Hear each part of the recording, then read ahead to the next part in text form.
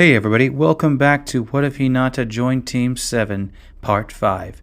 Today we're going to be wrapping up the Sasuke retrieval arc, so with that said, let's just jump right into it.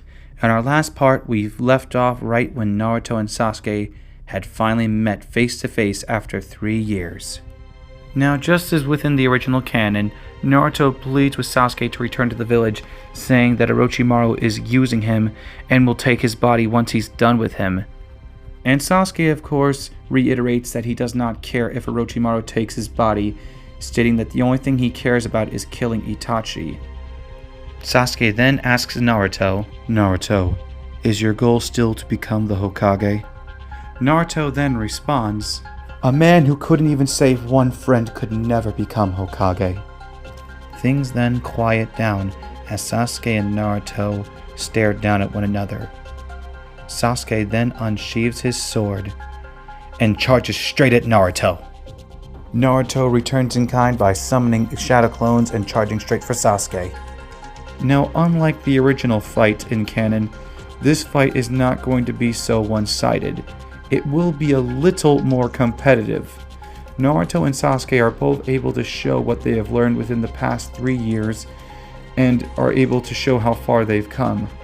However, it will become one-sided once Sasuke starts using the first stages of his curse mark. Naruto tries to mount an offensive against this, but Sasuke simply outclasses him at this point, showing the gap within their power. Finally, the Nine Tails calls Naruto to use his power once more, just as he did against Orochimaru, but Naruto denies him, saying that he will not allow the Nine Tails to ever hurt his friends again. The Nine Tails and Naruto to begin arguing back and forth. Suddenly, Sasuke appears into Naruto's mind and prevents the Nine Tails from trying to give Naruto anything. The Nine Tail then references Madara and then fades away. This shocks Naruto to his core, thinking that Sasuke has acquired enough power to suppress the Nine Tails chakra. The fight seemingly continues as it did before, like nothing had happened, but then Sasuke halts the proceedings altogether, saying, I have seen enough, Naruto. You have shown me your resolve, but it is not greater than mine. Do not follow. You cannot go where I go.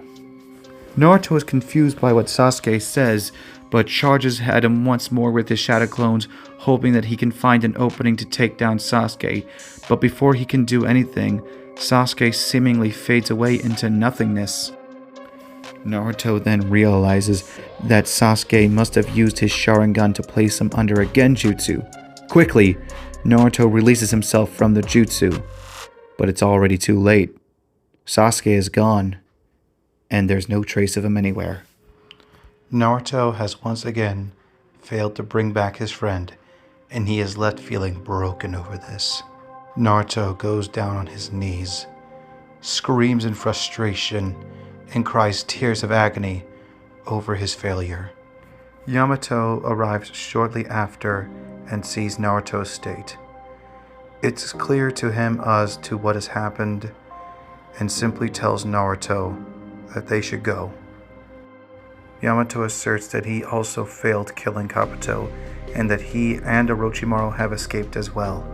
Yamato declares that they need to regroup with Sakura and Hinata and head back to the village as soon as they can to report this to Lady Tsunade. Naruto doesn't say anything. He simply wipes his face, gets up on his feet, and walks out of the lair. Yamato can sense the pain inside Naruto, but doesn't push him. He simply walks out alongside Naruto, not saying a word. Naruto and Yamato eventually make their way back to the inn, and they see Sakura outside waiting for them. Sakura can already tell that the mission was a failure by the look on Naruto's face. She goes to try to comfort him, but Naruto walks away. Naruto is about to enter the inn, but stops to ask Sakura where is Hinata. Sakura responds that Hinata is fine, but is in her room resting right now. Naruto thinks back to the pain he must have caused Hinata, and is once again racked with even more guilt and shame, but thanks Sakura nonetheless. Naruto enters the inn and tries to make it for his bedroom, but is then stopped when he sees Hinata's door. He realizes that he must apologize to her to make things right to some extent. So, with much reservation and with much guilt, Naruto summons the courage to knock on her door. Hinata hears the knock on her door. Her leg is still badly hurt, but she manages to muster up the strength to stand up and walk to the door. She opens the door and sees Naruto waiting for her there.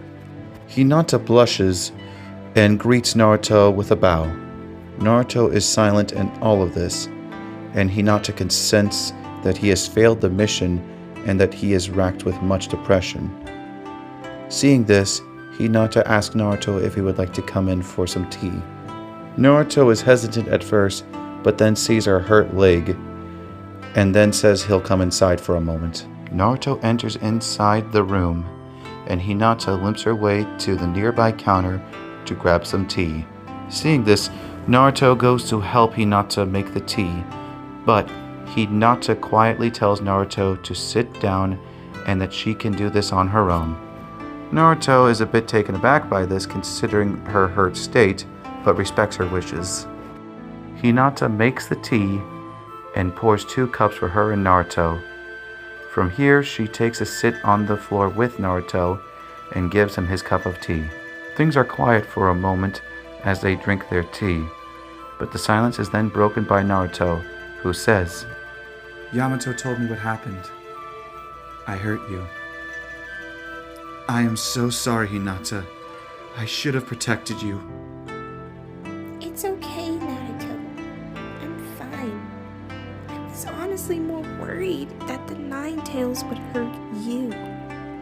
I'm sorry I couldn't have done more.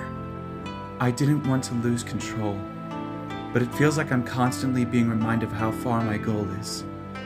No matter how hard I train, I still can't reach it. And on top of that, my failure doesn't just hurt me anymore. It hurts everybody around me. Kakashi, Sakura, Yamato, you. I just keep thinking to myself that if I had just been stronger 3 years ago, or even a bit stronger today, none of this would have happened. Sasuke would be with us, and you wouldn't have gotten hurt. I'm tired of getting people hurt because of me.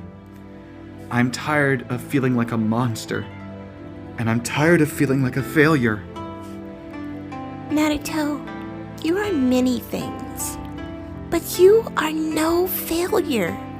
We are all responsible for what happened today, and no person should try to shoulder the blame on their own. We are a team. Naruto listens, but stays silent. Do you remember when you fought Neji, Naruto? Naruto nods.